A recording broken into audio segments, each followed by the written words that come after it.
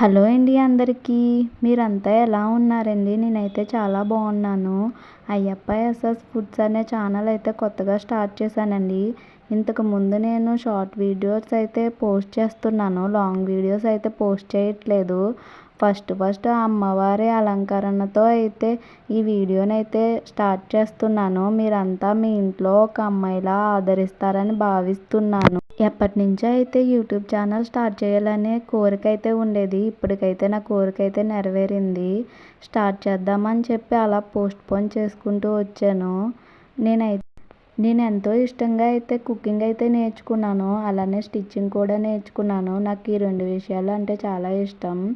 నేను ఎంతో ఇష్టంగా నేర్చుకున్న ఈ కుకింగ్ అలానే స్టిచ్చింగ్ కూడా మీతో షేర్ చేసుకుందామని చెప్పి ఈ ఛానల్ అయితే స్టార్ట్ చేశాను.